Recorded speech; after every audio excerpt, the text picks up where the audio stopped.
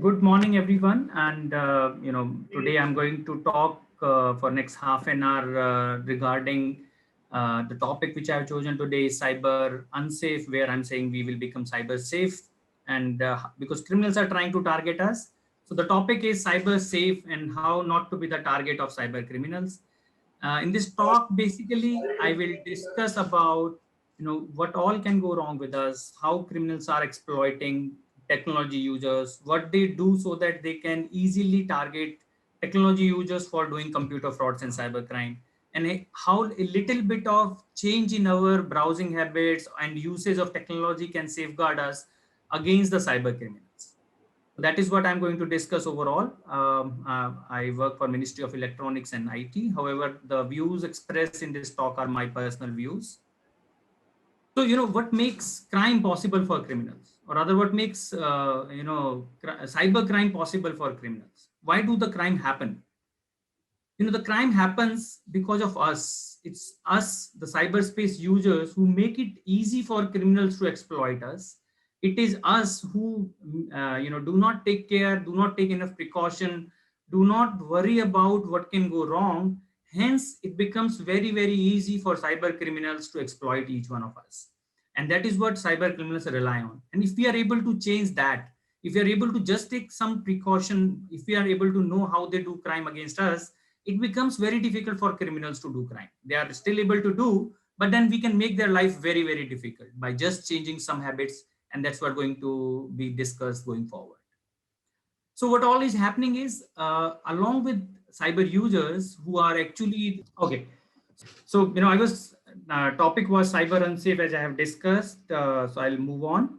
And I was discussing why crimes become possible, and crime becomes possible because of all of us. We all help criminal carry out frauds because we are not vigilant enough. And then, convergence of technology. All technology users wants convenience. And this convenience is happening at the cost of convergence, because as our mobile phones, if you see, my mobile phone is my camera, my mobile phone is my handycam, my digital diary, my internet browser. So it can do all the activity of a laptop. Basically, all the technological devices are converging, making technology complex to provide convenience to the user. And this complexity with the rapid change of speed of change of technology makes all of us, all of technological users, prone to cyber crimes. Because my mobile phone contains all the data, including photographs, videos, criminals are after exploiting my mobile phones. They want to get into my mobile phone. They develop methods by developing phishing techniques, by installing malwares. So by hook or crook, by installing some softwares like AnyDesk. So they try to do all the all the means of technological advancements to get into the phone of a user so that they can exploit him by compromising his data. So this convergence is giving them opportunity that they have to only compromise one device instead of various devices which they have to do in past. So this convergence of technology is one reason that crime is increasing. But also the same way, if we are able to preserve, if we are able to make sure that nobody is able to get into our mobile phones, we can actually solve or prevent a lot of frauds.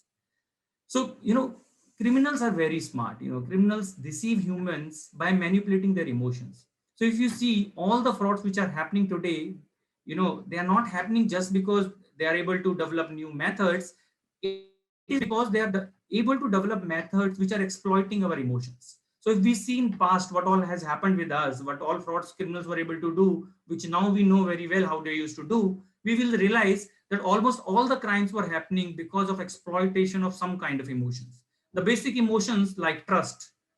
Somebody is calling from the bank, somebody is sending me a payment link, and I believe it that it is the person who is calling me onto the phone is somebody from the bank. I'm trusting, and because of that trust, I'm going to go for trap. I'm going to fall for a fraud. Somebody who is buying something from me on a second-hand website is sending me a link where he's saying, I'm going to, if you scan this and this will give you the money. I'm trusting that person to do all the right things. I'm trusting that person to be the right person, whereas the person might be malicious. He might be sending a link for receiving payments instead of giving payments. So trust is an emotion which people are exploiting. Greed, we have seen from long time back. Everybody of each one of us has got an email saying we have won millions of dollars, we have inherited great amount of property. or some very lucrative, extremely lucrative scheme, or some free stuff which we are getting, for which we have to pay something or go to a particular link. All this is greed. Basically, they're exploiting greed. They will keep on developing new stories of greed where we can fall for them. Then next is panic. They will give us some panic stories saying that your card will be blocked if you don't act in 5 minutes. Your account has been hacked, and if you don't do something now, which the link which I'm sharing, and do not fill the information, your account will be misused or compromised or blocked.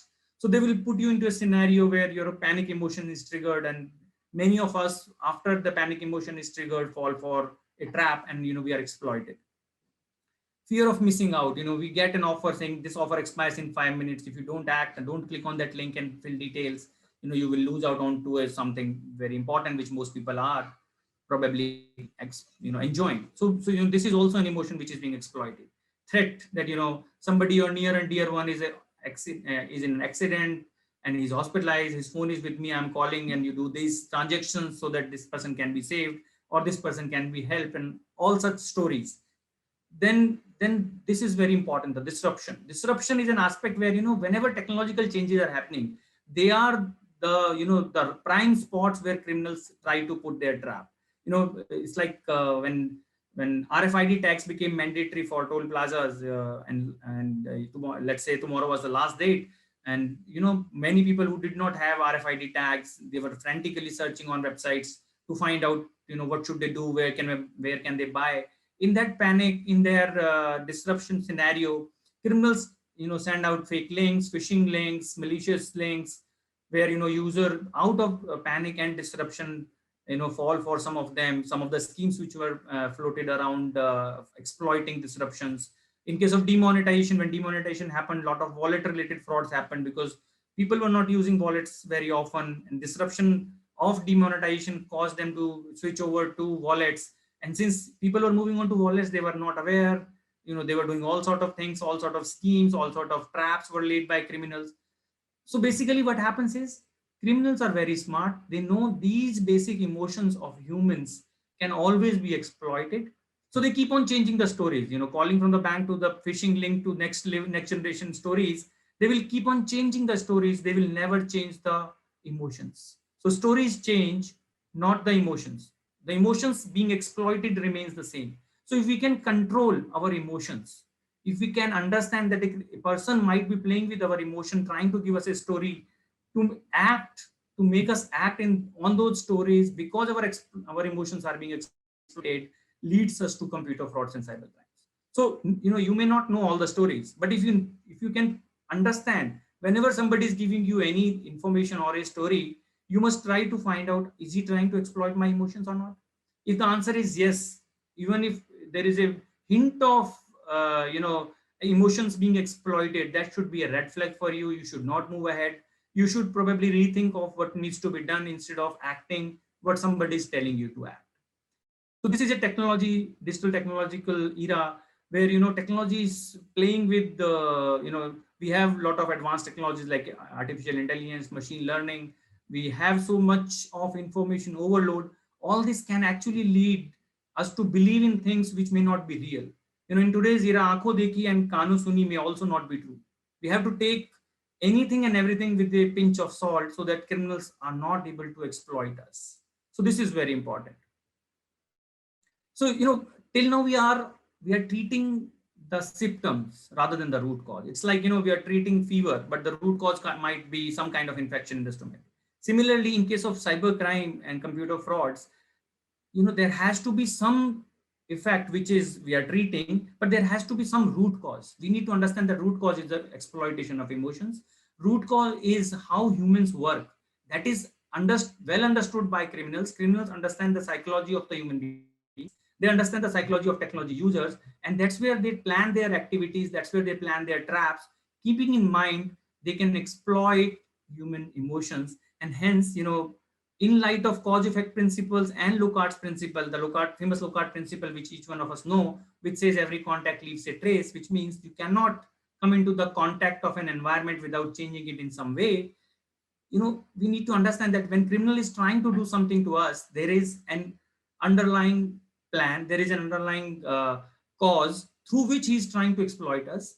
And when he's doing so, he's leaving some evidences into the network, into the environment, including digital technology environment, as per the Locard's principle, which can actually be very, very good for the people who are developing solutions. So this talk, when I'm talking about what can go wrong, I'm also talking about researchers and the problem solvers who want to take up this area. They should always believe that the Locard's principle and cause effect principle always gives you the starting point to solve a problem in terms of identifying where could be the potential evidences, what technique and solution and methodology they should develop, which can identify the artifacts which are being left as a result of Locard's principle, which means when a criminal is doing any criminal activity, malicious activity, he's coming in contact of you as a victim, and the devices, his devices and your devices are interacting.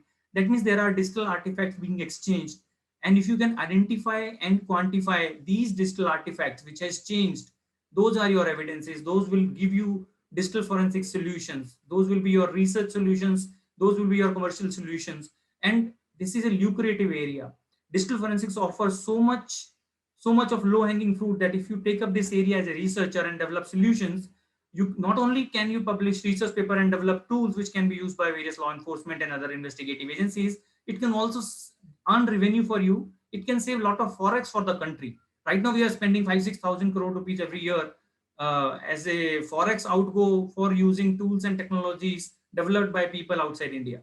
So this is a lucrative area to take up your career, where you understand what all is going wrong, identify the causes, and based on Locard's principle you can develop solutions which will be used by investigative agencies. One important fact which I always talk about is criminals are most creative but extremely lazy people on earth. They are not interested to do fraud against one particular person. They're interested to do fraud against some person, whosoever it might be.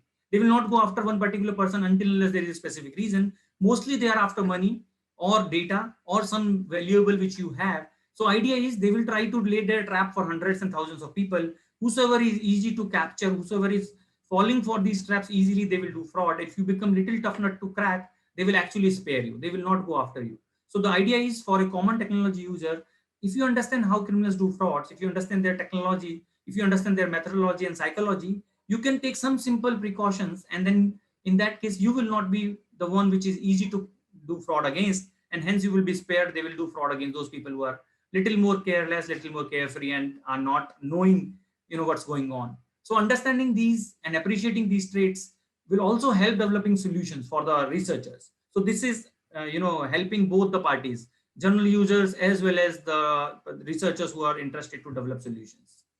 So example of creativity, there are hundreds of examples, starting from mining social media for various things. They can do conventional frauds like robbery by becoming a Facebook friend of yours, where you share any of your photograph. Your photograph may contain metadata and EXIF data like your home location, camera details, which can give them your home address and that you are not in home, and they can go and do a conventional robbery. To something which is more, they can send you a link of malicious games or internet games or online games where they can give you a malware. They can try to put you, make you addicted, where you can, they can force you to spend money. They can lure by providing something free. This is very, very common. Most of the crimes where something free is given is very easy to do. For example, if you are going to a parking lot and if you find a USB drive near your car, what will you do? Most of the users pick up that USB drive because this is a free USB drive you got. As soon as you plug this free USB into your computer, some malicious software will be installed in computer. It will be a keylogger. They will exploit you. They will take up your data, username, password, and such details, which will actually compromise and probably lead to a fraud. So free is not good. Free is mostly not good. It's like you go to let's say airport and your phone is out of charge, and you use the USB cable given as free charge onto some places. What can happen is that there might be malwares which can be installed into your phones when you are connecting for charging your phone free of cost without your own cable. So then that's a problem. So solution could be as simple as that: instead of charging your phone on any of these free places where you're getting free electricity and free data cable, you charge your power bank instead of your phone, and then from power bank you charge your phone. So that power bank they can't install a virus in a power bank. because it doesn't have any operating system or any computing media. Once it is charged, you can then take this charge to your phone. So there could be very, very simple non-technical methods which can be used where you can safeguard against frauds, and simple precautions you can take which will make sure that you are not falling for the frauds. So artificial intelligence, machine learning are being used to generate deep fakes. Fakes means fake news to fake document to fake product. Everything is being fake today. So there are technological solutions which can help you detect fake news. You can go to PIB sites, there are fact checkers, then fake documents. Then there are solutions which can be used to identify if a particular piece of printer or a scanner has been used in generation of a particular document or not. So these kind of solutions also exist. So many times a common user thinks if something has gone wrong, nothing can be done about it. Whereas on the contrary, there are hundreds of solutions developed by researchers, probably not used commercially, are available for problems which most people are not even aware of. So the idea is people should be made aware. Users should find out what all can happen to them and what are the solutions which exist. I will discuss going forward some of the common myths also, which most of us have, and I will try to correct those myths by giving you the right information. So technology is being creatively used by criminals to develop interesting ways of doing fraud against normal users, and that's going to increase. Social media has brought distant people closer, but has created distance between people who are close to each other. This is a famous epigram I use, that social media is being used by criminals. Somebody who might be a friend of yours may not be actually your friend. He might be using a fake photograph and fake data to make friendship to you, to mine your data. So these are something important we should take care. We should have verified people as your social media friends. Instead of having 2000 friends, have 200 friends, but all of them should be the real known people whom you know physically, have met physically, have not only met online. Because in that case, you don't know who might be the person who might be using a fake image and fake name to lure you and to befriend you and then mining your data. So idea of this talk is to change your perspective about crime. There's something on the screen. I don't know how many of you can see. It might be looking like a blocks or some modern art to you, but there is something which you can read. Some of you could actually read, and some of you can read it now. It is LIFT. So earlier it did not have lines and it was difficult to read. When I put these lines, you can read it easily. The idea is if you know about how people do crime, how they exploit your emotions, then you are aware, then you will look forward for these signs that somebody is trying to exploit you. So computer fraud and cybercrime is basically about perspective. Knowing the perspective of criminals and their tricks can safeguard most of us from the crime which they are going to do against us. So the idea is we need to have researchers' perspective as well as awareness perspective. If we are aware, we can safeguard against crime. And if we are a researcher and if we are aware and observant, we can develop solutions against these kind of problems which are being created by computer fraud and cyber criminals. I'm also writing all these things in the form of a book, which probably will be coming in July sometime, where I'm talking about tools, techniques, methodologies, and stories on how to be cyber safe instead of cyber unsafe, along with my co-author, Dr. Garima Gupta. This is easy to read. I think I will read it for you, and you can also try to read it yourself. If you read it fast, it says, I could not believe that I could actually understand what I'm reading using the incredible power of the human mind, according to the research at Cambridge University. It does not matter in what order the letters in the words are. The important thing is that first and the last letter in the right place. The rest can be a total mess and you can still read it without a problem. This is because human mind does not read every letter by itself, but the word as a whole. Amazing, right? And I always thought spelling is important. So this particular paragraph, probably a kid cannot read. 5, 7, 6-year-old kid will find it difficult because everything is jumbled, but an adult can read it easily. It is because human mind is intelligent, and when we apply this intelligence, we do things automatically. It's like driving a car. Once you know how to drive a car, it automatically happens. Similarly, criminals exploit these things. When you are installing a software in Windows, you are saying next, next, next. When you're installing an app on your Android phone, you're agreeing to everything without reading anything. So what they do is they send out some notification, they send out some links where you instinctively click. And once you click, a drive-by malware is installed on your computer, you're taken to a phishing link, and all such things happen because they're exploiting your intelligence, they're exploiting your muscle movements, motor movements, which are automatic, like reading all these things. And that's where they are developing very creative frauds, which can happen against you. So we need to understand that at times intelligence can be misused against us. We need to be careful. We need to take a step back. We should not act in hurry in digital world. In case of doubt, we should back out in digital world and go back and verify and then restart the things. Right? So we say social media is fun. Yes, it is fun as long as you take precautions. And in reality, it depends, because whatever you post, you know, uh, can be misused against you. Whatever data you create remains there forever. You might be freaked out if you know how much Google and Facebook know about you. If you just go to these, let's say takeout.google.com, for each one of us, there is at least 5 to 10 GB of data, if not more, which you can download. So if on takeout.google.com, if you go and then you request for your information, your own information, they will give you a link in few hours, which you can download, and you will be astonished that, what all have you done in last 10 years. You may not remember. Everything is being remembered by Google.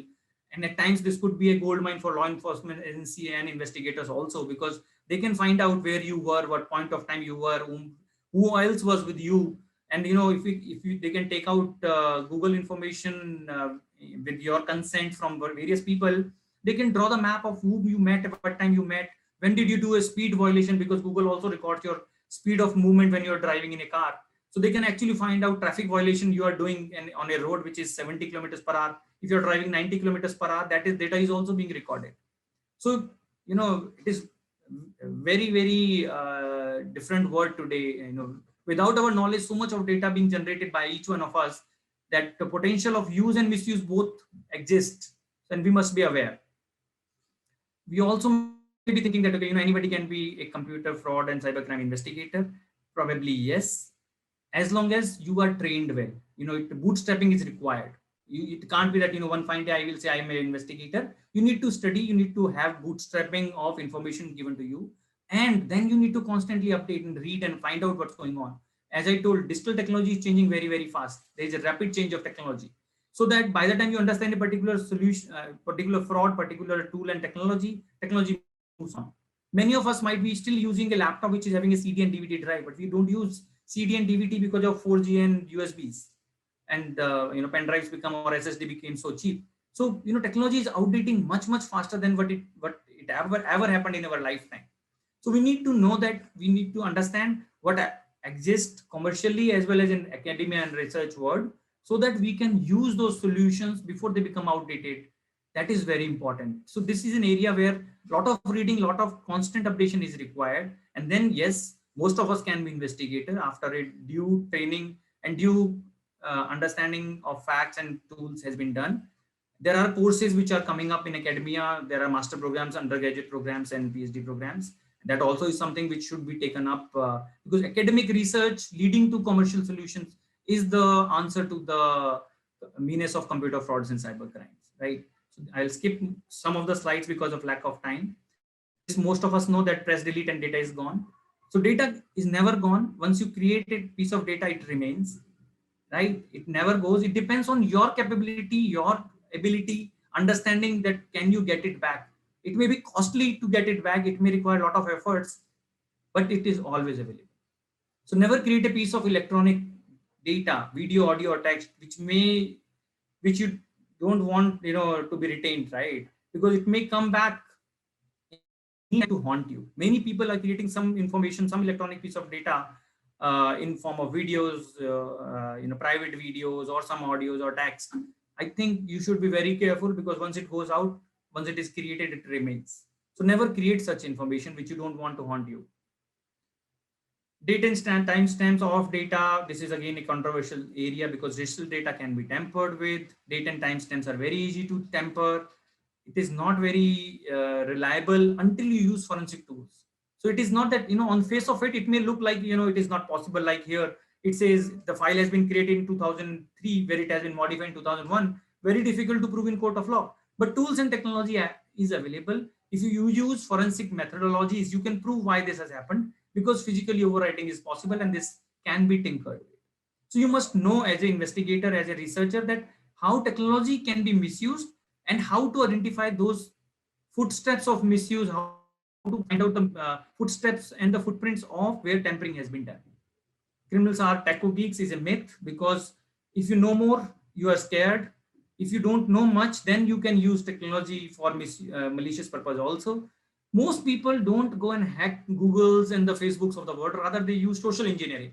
They go to user end, they install keyloggers, they install viruses, they install malicious softwares, or they exploit design flaws to do all these kind of frauds. So frauds typically can be stopped if a user is aware, he follows due precautions, instead of just worrying about how Facebook and Google will safeguard my data.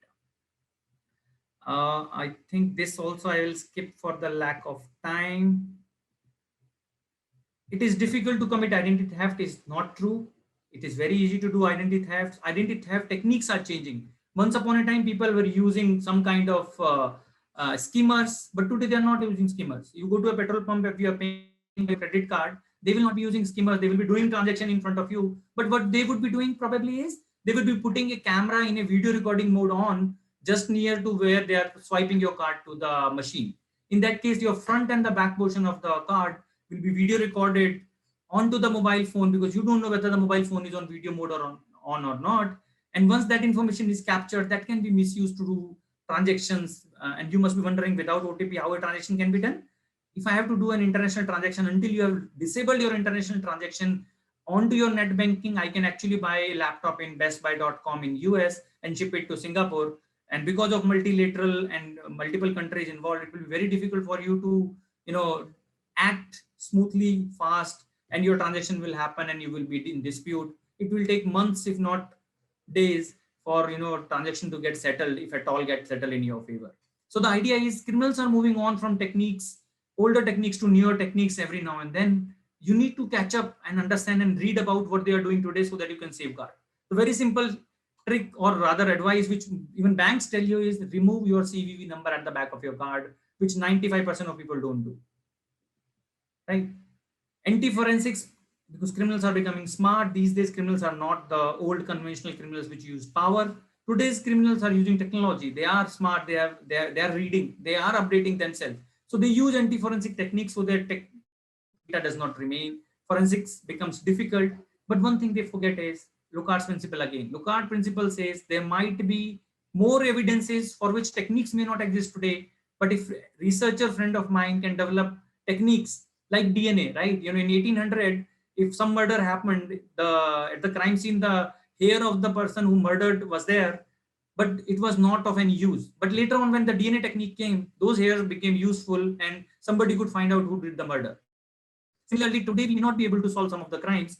There might be evidences, but we are not able to have techniques. But going forward, if we all involve ourselves in research and develop techniques, those techniques can help us develop solutions which can then solve unsolved crimes of today, which can give us better and efficient methods, which can be used to safeguard against computer frauds and cyber crimes. Internet and online gaming addiction is real, and that is where these techniques are devised. Starting from Facebook to Google to all social media and all games, they are designed keeping psychology of the user in mind so that they become addictive. Because once you are hooked to these devices, once you are using them more, then only their revenue grows. So they are designed keeping in mind that you are hooked on to those things. At times it is very difficult for users, because users are taking selfies and making videos for TikTok and Reels in dangerous locations, and this is becoming difficult. So idea is all stakeholders, parents, teachers have to counsel students and the youngsters that these are traps. They should limit their uses. I'm not saying they should not use it. Use it in a way that it cannot be misused against you. In today's world, survival of the most aware is the mantra. If you are aware, if you know how things are happening, how criminals are doing crime, then only you can be safeguarded against these crimes. So you must be making conscious effort to become aware by finding out how and what criminals are planning and doing these days, because they will change their techniques. Old techniques will become outdated. They will not go and repeat those techniques forever. They will move on to new ones. Right? They're using UPI frauds, as we saw in case of pandemic.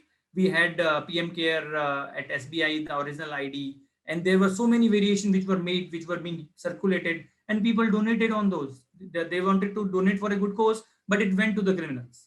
So the idea is they will exploit your psychology. They will play with zero and O's. They will play with I and ones, which we are finding it difficult to differentiate.